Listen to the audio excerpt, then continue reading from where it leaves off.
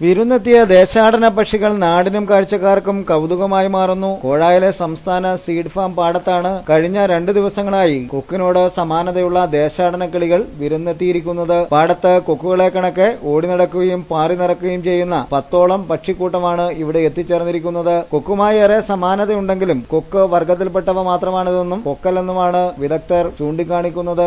മുൻവർഷങ്ങളിലും വ്യത്യസ്ത രീതിയിലുള്ള ദേശാടന കിളികൾ ഇവിടെ പാടത്ത് എത്തിച്ചേർന്നിരുന്നതായി തദ്ദേശവാസികൾ വ്യക്തമാക്കുന്നുണ്ട്.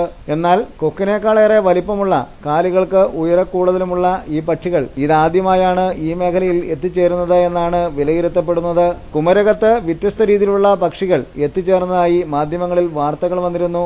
ഈ പക്ഷിക്കൂട്ടങ്ങളിൽ ചിലതാവാം ഈ ഭാഗത്തേക്ക് എത്തിച്ചേർന്നിരിക്കുന്നത് എന്നാണ് വിലയിരുത്തപ്പെടുന്നത്. കഴിഞ്ഞ വർഷങ്ങളിലും ഇവിടെ ഏറെ വ്യത്യസ്തമായ പക്ഷിക്കൂട്ടങ്ങൾ എത്തിച്ചേർന്നിരുന്നു. 1 മാസത്തെ ഇടവേളയ്ക്ക് ശേഷം ഇവ അപ്രത്യക്ഷമാകുന്ന രീതിയാണ് പലപ്പോഴും കാണുന്നത്.